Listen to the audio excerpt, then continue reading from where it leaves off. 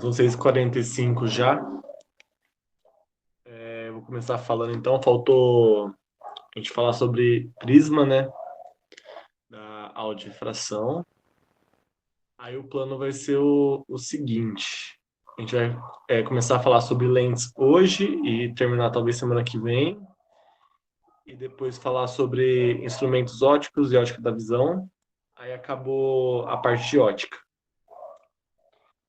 Aí depois que a gente acabar a parte de ótica, eu vou tentar liberar nessa semana várias listas de exercícios para vocês fazerem sobre o tema. Aí, quando acabar a ótica, na próxima aula, a gente vai tentar resolver todos os exercícios dessa lista em uma aula só. Nossa, exercícios que vão ser mais complicados, que vão ser mais baseados no que a gente teve nas duas últimas aulas, que é essa aula de refração aqui, que eu acho que é a parte mais difícil dessa matéria. Principalmente prisma também. Então, é isso basicamente. A gente vai terminar falando sobre prisma rapidinho, uma visão mais geral sobre como é prisma. A gente, aí nessa aula de exercícios, a gente vai tentar entender mais como fazer os exercícios de prisma. E os outros tipos de exercícios também. Tudo no determinado tempo que a gente conseguir fazer. Então, é isso. Então, o que é um prisma? O prisma vai ser um conjunto formado por três faces de meios homogêneos e transparentes, ou por dois dióptros planos que não são paralelos entre si, as suas superfícies. Eles vão se interceptar desse modo. Geralmente, o prisma, a base dele, ela vai ser opaca, e esses lados aqui inclinados vão ser os meios homogêneos e transparentes, que vão ser aqueles mais atuantes na refração da luz. Então aqui o prisma vai ter uma face S1, uma fase S2, uma fase S3. S3 geralmente é opaca. Então a gente vai trabalhar mais com essa face S1 e essa face S2. E como a refração da luz vai se comportar no prisma.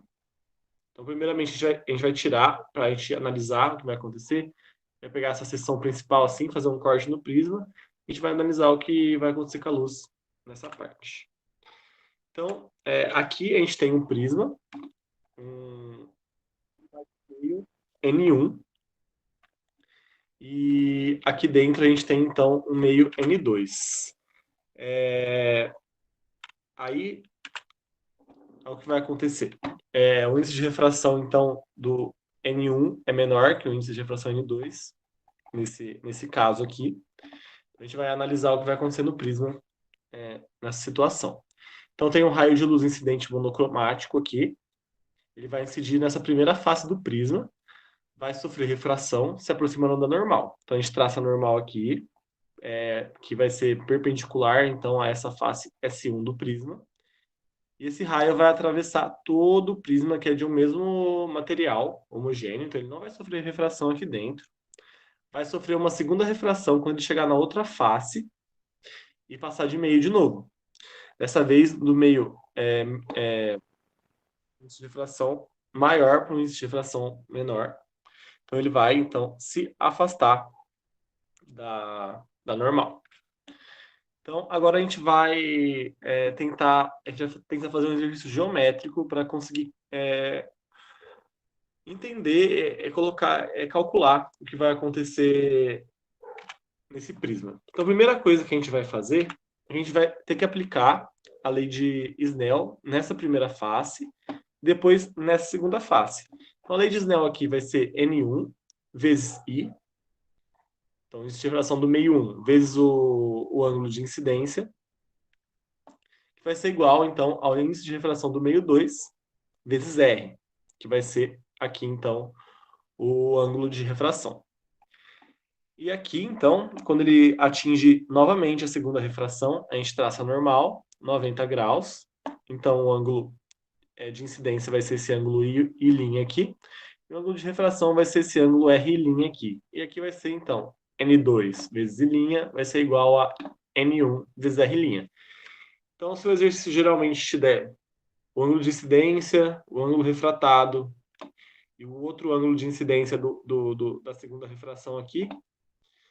E pedir para você calcular o R, dar o N2 também. É bem simples, é só lembrar dessa lei de Snell-Descartes. Às vezes ele quer saber o N2 e depois o R'.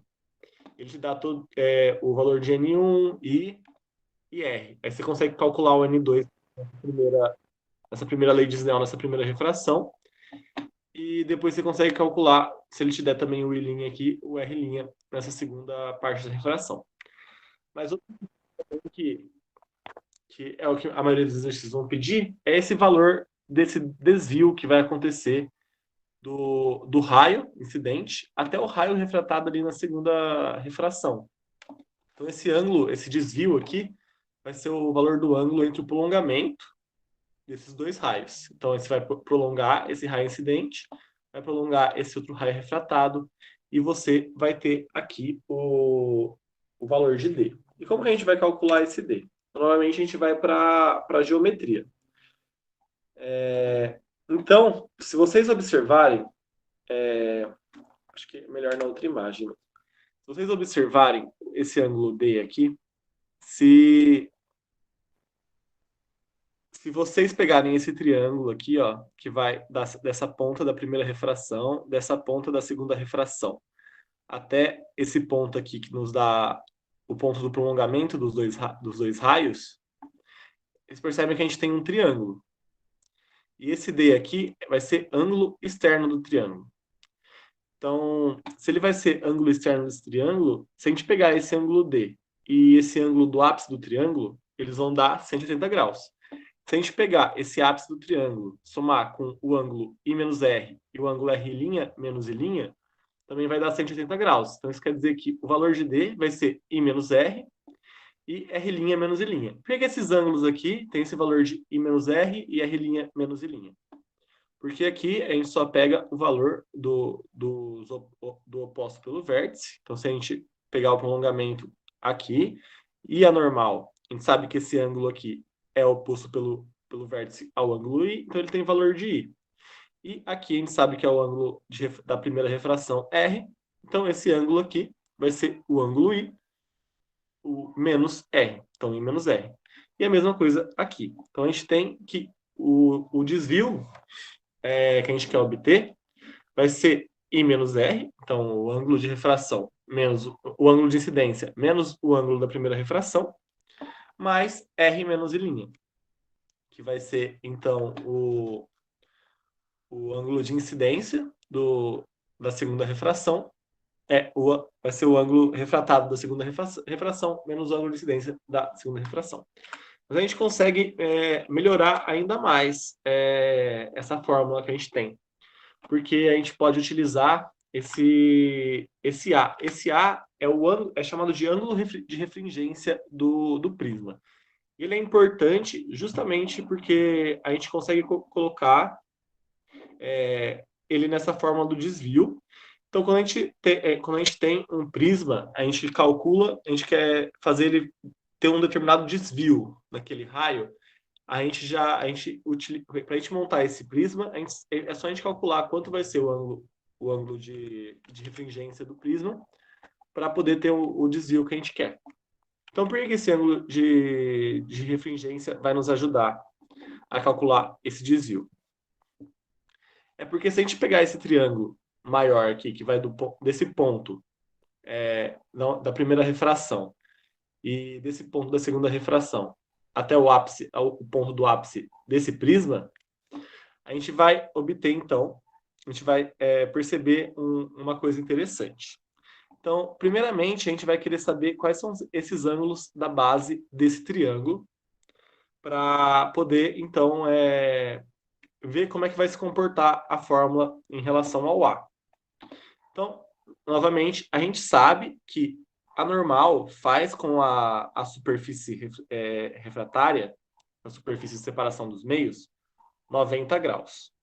Se a normal faz 90 graus com essa superfície separadora de meios, então quer dizer que esse ângulo aqui da direita do ponto onde só acontece a segunda refração vai ser, então, com a normal, 90 graus, mas tem esse I' aqui. Então, esse ângulo vai ser 90 graus menos I'. E aqui é a mesma coisa. A normal, então, faz 90 graus com essa superfície S1, separadora de meios. Então, esse ângulo aqui, desse ponto da primeira refração, vai ser, então, 90 graus da normal com a superfície, menos R. E a gente sabe que um triângulo, os ângulos internos dele é igual a 90 graus. Então, o que a gente vai fazer é igual a 180 graus. Então, o que a gente vai fazer é somar tudo isso. Então, A, que é esse ângulo aqui, mais 90 menos R, que é o que a gente achou, que é o valor desse ângulo, do primeiro ponto da primeira refração, mais 90 menos I', que é o valor desse ângulo do segundo ponto do ponto da segunda refração. Isso vai ser igual a 180 graus. E se a gente continuar essa fórmula e isolar o A, a gente vai obter que o A é igual a R mais I'. E se a gente isolar o R, a gente vai obter que o R vai ser igual a A menos I'. Então, por que a gente decidiu fazer isso? Porque aí agora a gente vai pegar essa fórmula do desvio que a gente colocou aqui e vai pegar o valor de R e colocar ele nesse lugar aqui. Então, o valor do desvio vai ficar I menos A, I menos A mais I', que é o valor de R que a gente separou aqui, mais R' menos I'. Então, a gente vai ter um I' positivo aqui e um I' negativo aqui. Então, o I' vai dar I' menos I' vai dar zero.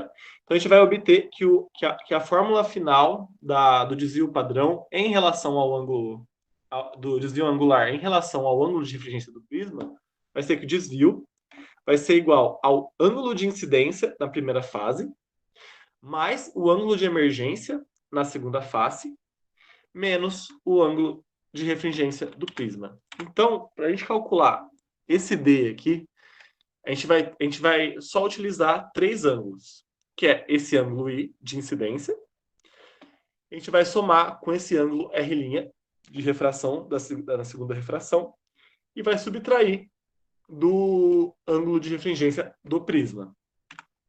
Novamente, vocês não precisam decorar essa fórmula. Geralmente, em alguns exercícios, eles pedem esse desvio angular. Eu vou tentar, naquela aula de exercício que eu vou fazer um exercício desses. Acho que no final dessa aula, na verdade, tem um exercício desses já. Né? Mas, se vocês não lembrarem dessa fórmula, vocês podem utilizar todos os artifícios geométricos para tentar montar e entender como vai funcionar esse desvio e tentar calcular desse jeito que eu expliquei para vocês. Mas, geralmente, os exercícios vão se focar mais nessas partes mais simples do índice de refração, do ângulo de incidência, o ângulo de refração, mas alguns podem pedir realmente esse desvio angular total. Então, e aqui é o exercício do desvio que a gente vai fazer. Então, a figura abaixo representa um raio de luz que atravessa um prisma. O desvio sofrido por esse raio de luz em graus vale. Então, aqui ele deu uma figura. O ângulo de refringência aqui é 60 graus. O ângulo de incidência é 50 graus. E o ângulo de refração da segunda refração é de 30 graus. Então, o que a gente aprendeu? O desvio, então, vai ser o ângulo de incidência da primeira refração mais o ângulo de refração da segunda refração menos o ângulo de refringência do prisma. Então, 50 mais 30, 80, menos 60 dá 20 graus. Então, utilizando a fórmula, a gente obteria facilmente o valor desse desvio padrão. Se a gente não lembrasse qual era a fórmula, porque são muitas fórmulas para lembrar, né? Era só a gente pegar o prolongamento desse raio incidente, pegar o prolongamento desse raio refratado. Vocês sabem que o ângulo entre eles vai ser o desvio. E é só utilizar aquela questão dos triângulos, dos ângulos, e tentar encontrar o valor por esse meio. Então, isso foi a aula de prismas. Agora a gente vai começar as lentes esféricas. Como eu falei, na aula de exercício que eu vou fazer no final da parte de ótica, a gente vai fazer mais exercícios de prisma também, que é uma das partes mais difíceis. A gente tentar memorizar um pouco de como faz um exercício desses. Então agora a gente vai começar a falar de lentes. Peraí, eu estou no último slide. Aqui. Tá bom. Então agora a gente terminou a refração. A gente vai estudar um primeiro material que se utiliza da refração, que são as lentes. Então, as lentes, elas vão ser feitas de um material homogêneo e transparente, e uma das suas superfícies é plana, vai ter duas superfícies, né? Uma plana, uma esférica, ou as duas esféricas, ou as duas planas. Não, as duas planas não tem. Ou é plana, uma plana, uma esférica, ou as duas esféricas. Então então, um meio transparente, homogêneo, que vai separar, que vai conseguir fazer essa refração e passar de novo pelo meio. E a gente vai estudar primariamente as lentes delgadas, porque é elas que a gente consegue estudar no papel, porque a espessura delas vai ser muito pequena e muito desprezível. Então a gente vai conseguir que elas se comportem do jeito que elas vão se comportar, no jeito que a gente vai analisar os estudos. Se fosse uma espessura muito grande, tipo, a espessura seria a distância de uma face da lente para outra face da lente. Então, ela não ia se comportar desse jeito que a gente vai estudar agora, ela ia se comportar de outro jeito. Então, para obedecer o que a gente vai estudar agora, as leis que a gente vai estudar agora, os raios notáveis que a gente vai estudar agora, a espessura da lente tem que ser muito pequena. Tem que ser desprezível e muito menor que o raio de curvatura das circunferências que geraram ela. Então, para você gerar a lente, vai ser a mesma questão da, dos espelhos esféricos. Então, vai ser uma bola lá, uma esfera, feita por um material. A gente vai lá, corta a esfera onde a gente quer, a gente obtém as lentes divergentes. As biconvexas vão ser duas lentes convexas. Então, por isso que vai ser chamado de biconvexo.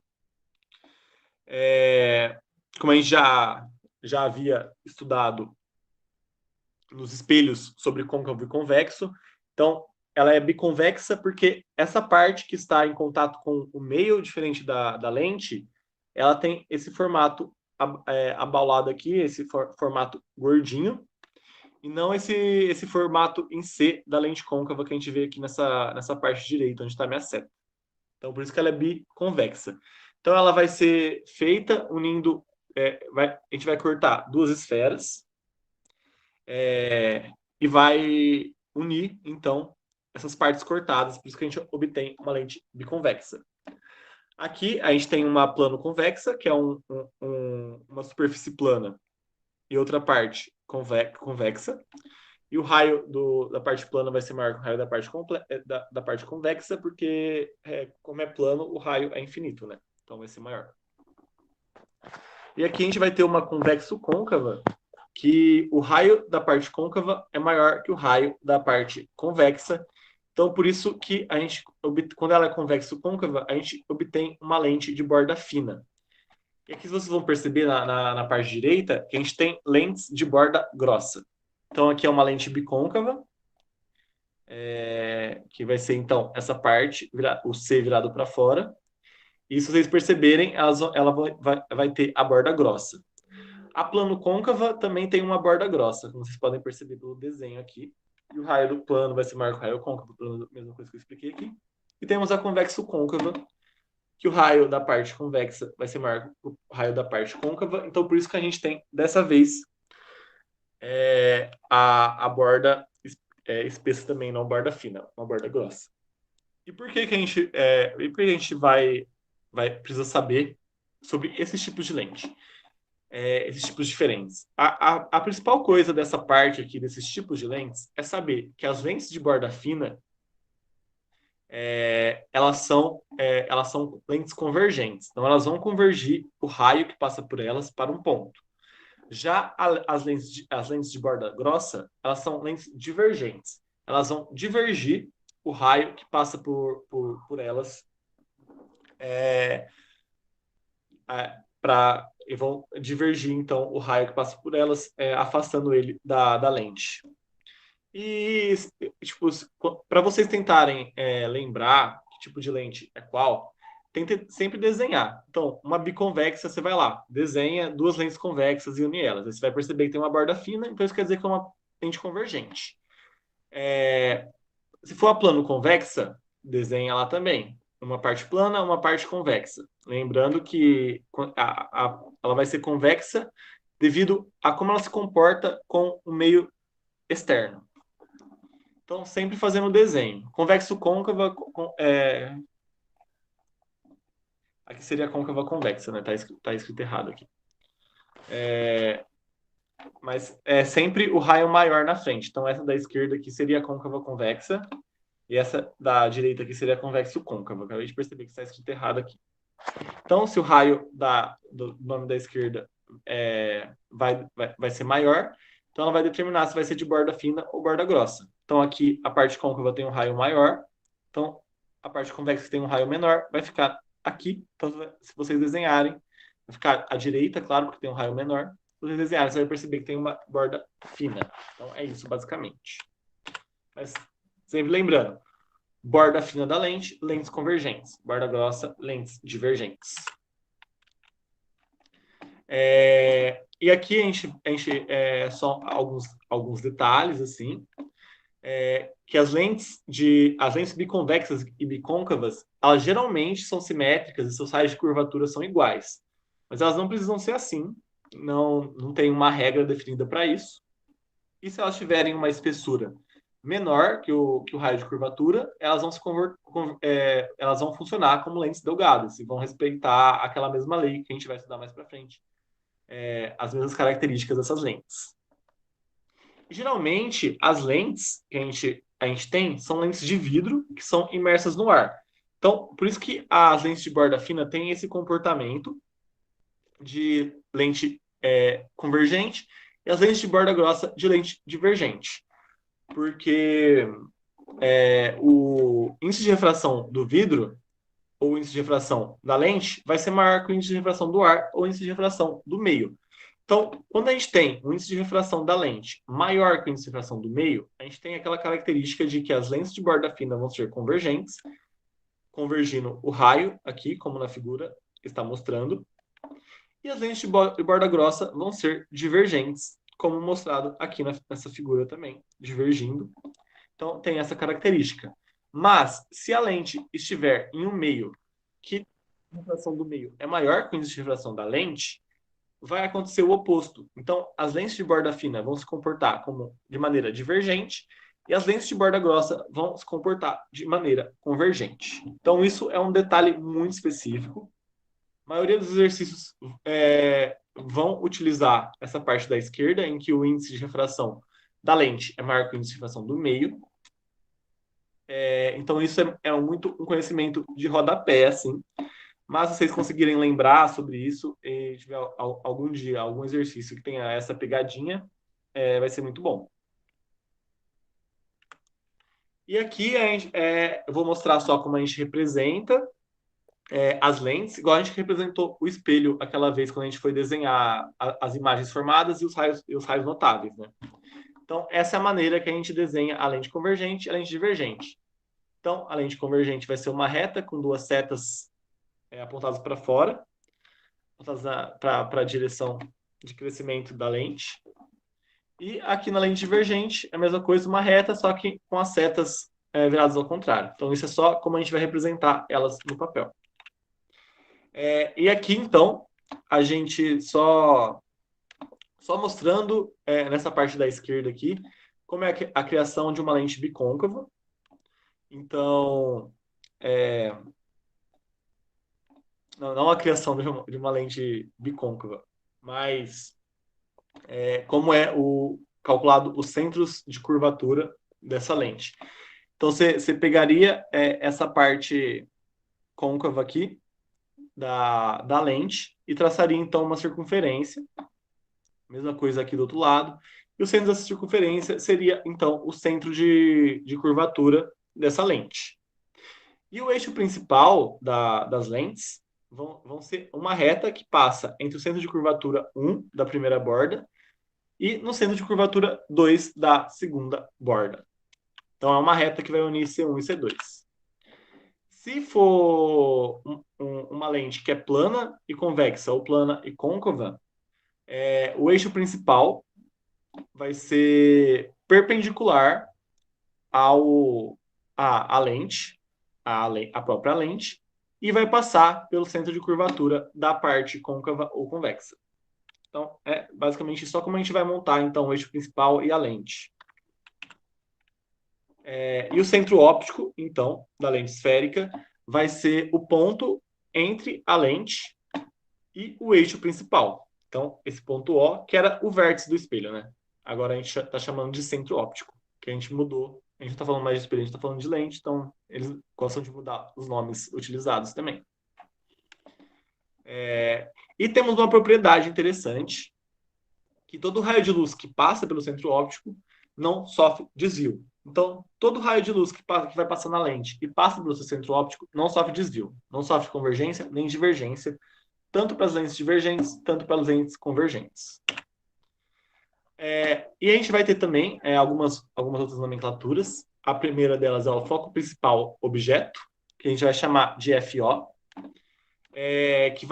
que vão passar por ele os raios incidentes que vierem do objeto na lente convergente, ou o prolongamento dos raios na lente divergente. Quando a gente estiver criando as imagens, vocês vão entender melhor. Então, até agora a gente sabe que esse linha pontilhada é o eixo principal, ou é o centro óptico. A gente tem agora o foco objeto, que é por onde os raios que vêm do objeto vão passar na lente convergente e sofrer um desvio. E na lente divergente vai ser onde o prolongamento desses raios que estão vindo do objeto vão passar e sofrer também um desvio característico. O outro seria o foco principal imagem, ele é definido como os raios que convergem na lente divergente, que vêm paralelo ao eixo principal e convergem em um ponto foco imagem. Na lente divergente, os raios que vêm paralelo do objeto na lente divergente e sofrem uma divergência, o prolongamento desse raio que foi divergido vai ser em cima do foco imagem. Então, isso é a definição do foco imagem nas lentes. E a distância focal da lente vai ser a distância do foco principal objeto ao centro óptico, ou a distância do foco principal imagem ao centro óptico. Então, é basicamente isso, e vão ser iguais, caso a lente seja delgada. E também temos o ponto antiprincipal, que seria mais ou menos igual ao cesão do espelho, né? Ao centro de curvatura do espelho, como a gente estudou, que vai ser o antiprincipal objeto e o antiprincipal imagem, que vai ser 2 vezes a distância focal. Então, a distância focal é do foco objeto ou do foco imagem ao centro óptico. Então, o ponto antiprincipal vai ser 2 vezes essa distância focal. Então, agora a gente vai falar sobre os raios notáveis das lentes. Então, a gente vai começar com a lente convergente. E a lente convergente vamos dar 5 cenários, igual também o espelho nos deu. Mas antes a gente vai falar a gente tem que falar primeiro dos raios notáveis, depois a gente vai falar sobre as imagens formadas. Eu me confundi agora. Então, primeiramente, a gente vai falar do primeiro raio notável. Então, o primeiro raio notável é todo raio que passa pelo foco principal, objeto, e incide na lente, ele vai se refratar paralelo ao eixo principal. na lente convergente. Na lente divergente, todo raio que chegar, incidir na lente e o seu prolongamento passar pelo foco principal objeto, ele vai se refratar paralelo ao eixo principal. Então, esse é o primeiro raio notável. Então, lembrando, todo raio que passa pelo foco sai paralelo. E todo prolongamento, isso na lente convergente, e todo prolongamento do raio que passa pelo foco também sai paralelo, isso na lente divergente. Tá. O segundo raio notável seria, então, o contrário desse primeiro raio notável, né, pelo princípio de reversibilidade da luz. Então, todo raio que vem paralelo na lente convergente, ao eixo principal da lente convergente, ele vai se converger para o foco imagem. Então, o raio veio paralelo e se convergiu para o foco imagem. E todo raio que vem paralelo ao eixo principal da lente divergente, ele vai se divergir e o seu prolongamento vai coincidir com o foco imagem. Então, aqui, nesse segundo raio notável, todo raio que vem paralelo, ele converge para o foco, na lente convergente, e todo raio que chega paralelo, ele diverge na lente divergente, e o prolongamento desse raio que divergiu vai coincidir com o foco imagem. E o terceiro raio notável, aquele que a gente já falou, o raio que passa pelo centro óptico não sofre desvio, tanto na lente convergente quanto na lente divergente. E o outro raio notável, que seria o último que a gente tem, que todo raio de luz que incide pelo ponto principal, passa pelo ponto antiprincipal e incide na lente convergente, ele se refrata e converge, passando também pelo ponto antiprincipal. E todo raio, agora na lente divergente, que incide na lente divergente e seu prolongamento atinge o ponto antiprincipal, ele vai se divergir e o prolongamento do raio divergido também vai coincidir com o ponto antiprincipal. Então, esse seria o último raio notável. Então, aqui um resumo dos raios notáveis na lente convergente. Então, raio paralelo incide no foco e converge para o foco. Raio que incide no foco refrata paralelo. Raio que passa pelo ponto antiprincipal, ele vai se convergir também para o ponto antiprincipal. E o raio que passa pelo centro óptico não sofre desvio, na lente divergente. Raio que chega paralelo, se diverge e seu prolongamento passa pelo foco. Raio que incide na lente divergente e seu prolongamento passa pelo foco, ele sai paralelo.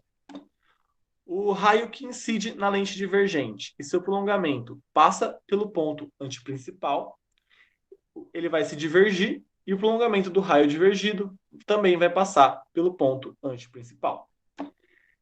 E o raio que vem pelo centro óptico não sofre desvio. Então, é isso que a gente tem agora. Então, a gente vai construir as imagens, falando primeiro da lente convergente. A gente vai ver cinco casos. Então, aqui é mais ou menos uma representação de um objeto, aqui um observador, e aqui está a imagem. Então, os raios vão sair do objeto, vão passar pela lente, vão sofrer desvios e vão formar uma imagem. E esse observador, olhando essa imagem que foi formada pela lente, vai então conseguir ver essa imagem, dependendo do jeito que ela fosse formada. Se a gente tiver é a mesma coisa da imagem real, ela tem que ser projetada. A imagem virtual, a gente consegue ver ela através da lente. Mesma coisa vai funcionar do mesmo jeito do espelho.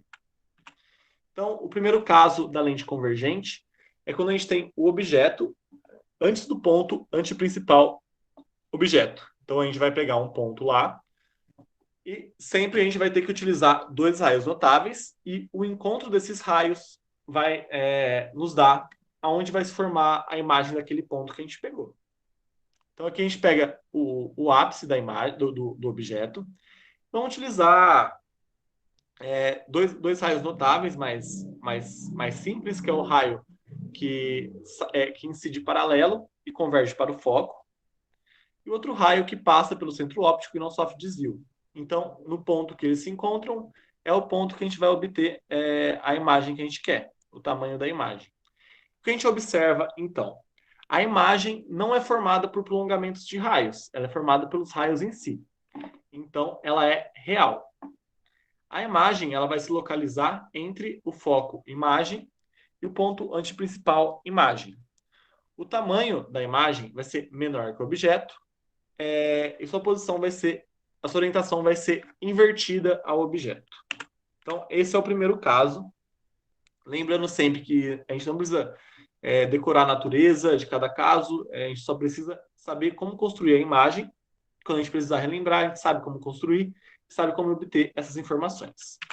E qual é a utilidade, então, dessa lente convergente em um ponto anterior ao ponto antiprincipal? Ela é utilizada em fotografias. Então, uma máquina fotográfica tem uma lente convergente e essa máquina fotográfica tem um amparo lá atrás dela que vai obter essa imagem real. Lembrando que essa imagem real ela precisa ser projetada para a gente conseguir ver ela. Então, ela é projetada nesse anteparo da câmera.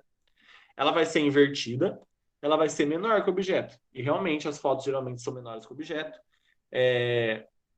E as câmeras digitais elas já invertem essa foto também para a gente conseguir ver ela direita. Mas geralmente no anteparo da câmera essa imagem está invertida.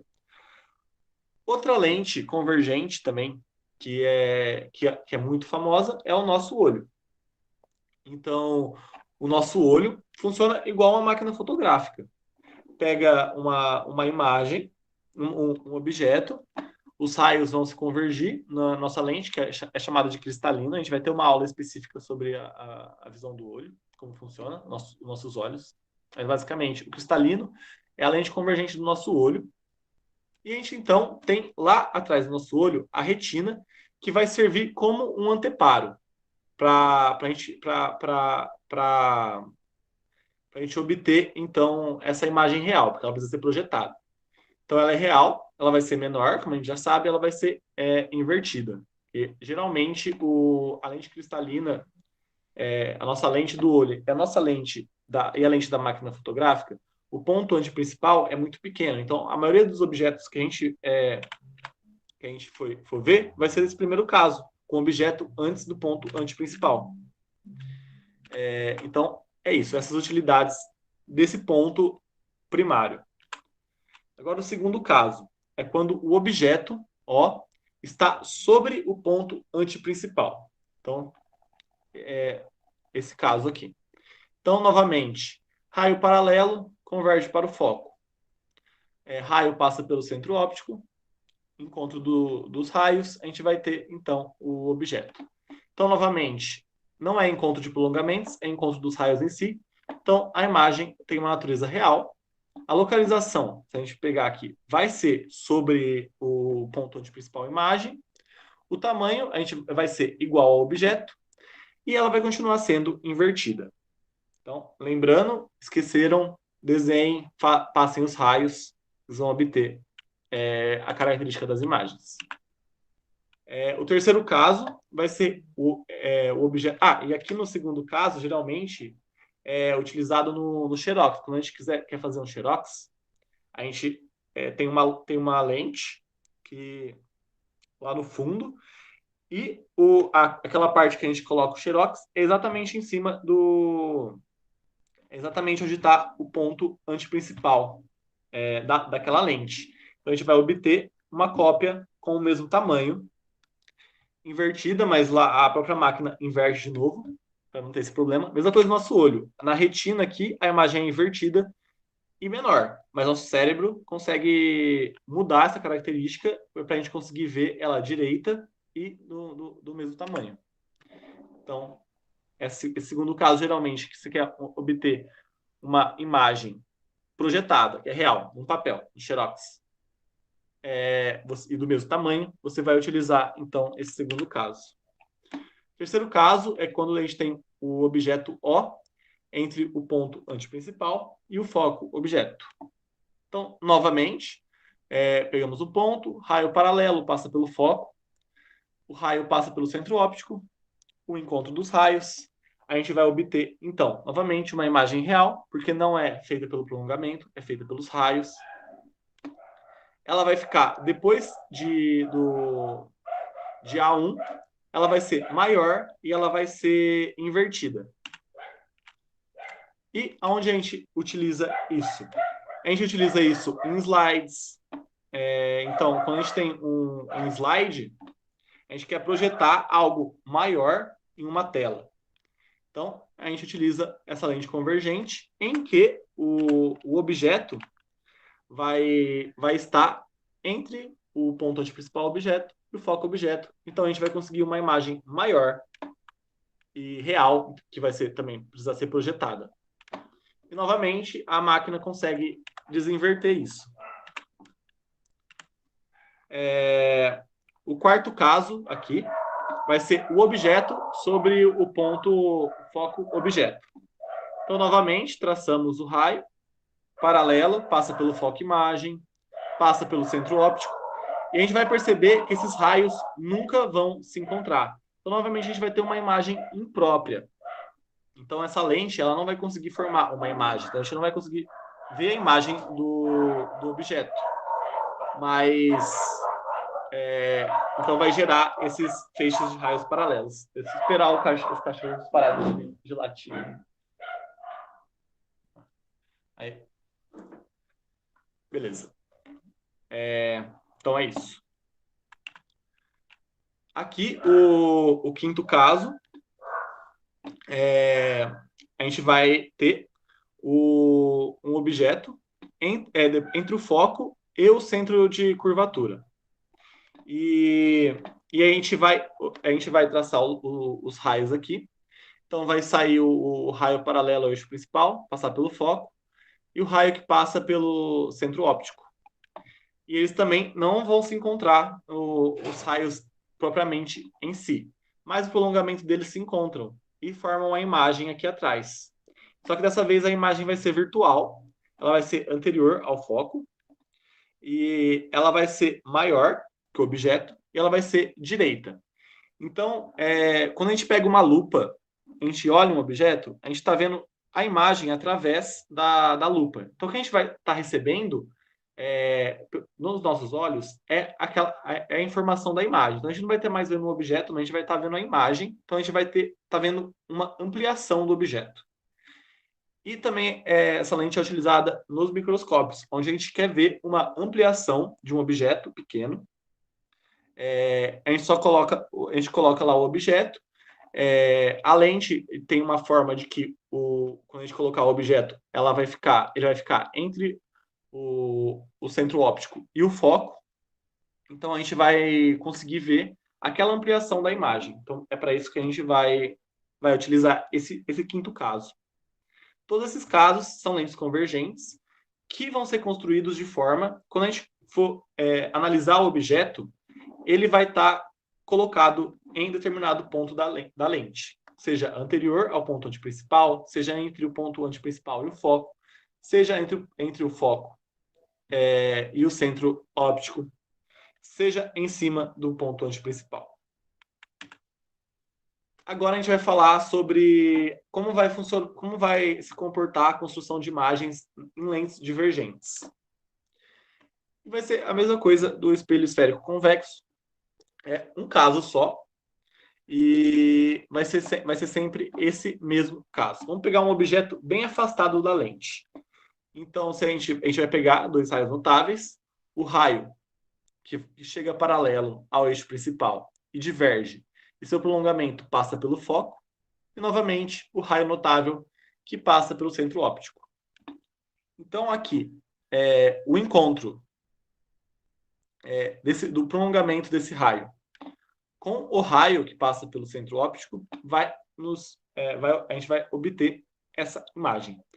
E como tem um prolongamento de um raio, mesmo que a gente não tenha o prolongamento desse outro raio aqui, a imagem é virtual. Se tiver só um prolongamento de raio, a imagem já vai ser virtual. Então, e se você aproximar o objeto da lente, vai continuar sendo a mesma coisa. Então, a gente passa os raios rotáveis, a gente vai obter novamente que a imagem é virtual, ela fica entre o foco, imagem, e o centro óptico, né, igualzinho nas duas. Ela aumenta um pouco, então quando você vai aproximando o objeto da lente, a imagem vai aumentando, mas ela sempre vai ser menor que o objeto e ela sempre vai ser direita. E novamente, toda vez que a gente tiver uma imagem real, ela vai ser invertida. E toda vez que a gente tiver uma imagem virtual, ela vai ser direita. Aquela mesma questão dos espelhos côncavos e convexos. E aonde a gente utiliza as lentes divergentes. As lentes divergentes são utilizadas na correção de miopia, e para a gente conseguir visualizar objetos muito distantes também. Então, quando a gente quer observar objetos muito distantes, percebam que a gente tem um objeto muito distante, a gente consegue aproximar muito a imagem dele da lente. Então, a gente pega as lunetas, os binóculos, então a gente consegue observar pontos muito distantes e colocar eles próximos da lente para a gente conseguir enxergar aquela imagem, aquele objeto distante mais próximo da gente. A imagem vai ser menor, mas pelo menos ela não vai ser muito distante, então a gente vai conseguir ter uma sensação de conseguir observar essa imagem, que ela vai estar muito mais próxima da gente. Então é essa utilização da lente divergente. A correção de miopia a gente vai estudar também na parte de ótica da visão, da nossa visão, em mais detalhes e como vai funcionar isso. E algumas dicas agora, está acabando a aula, só terminar com as dicas. Então, a primeira para que você consiga ver a imagem do objeto através de uma lente, é preciso que você se coloque numa posição em que os raios de luz que saem do objeto, ao emergirem da lente, atinjam seus olhos. Então, você tem que ficar em uma posição que os raios que saem do objeto e passam pela lente chegam nos seus olhos. Isso é claramente, né? Então, aqui tem um lugar que se você ficasse nesses lugares onde está escrito aqui, não, você não conseguiria ver a imagem desse objeto. Nessa parte amarela aqui, você conseguiria ver. Então, esse seria o seu espectro de visão da lente. Nossa, quase ferrei. Aqui, uma outra dica é que, para a gente conseguir... Vocês já viram que dá para queimar papel utilizando algumas lentes. Então, quando a gente utiliza a lupa, por exemplo, a gente consegue queimar papel. Por quê? Porque a gente está utilizando o princípio de que os raios que chegam do Sol, eles chegam geralmente paralelos. Quando eles passam pela lente convergente da lupa, os raios convergem em um único ponto. Então, está mandando muita energia para lá. Se você quiser queimar alguma coisa com uma lupa, uma lente convergente, é só você colocar ela com os raios do Sol que você vai conseguir fazer isso. Na lente divergente não dá para fazer isso porque os raios divergem. E é isso. Essa foi a aula de hoje. Vocês têm alguma dúvida? Faltam 2 minutos só até a próxima aula.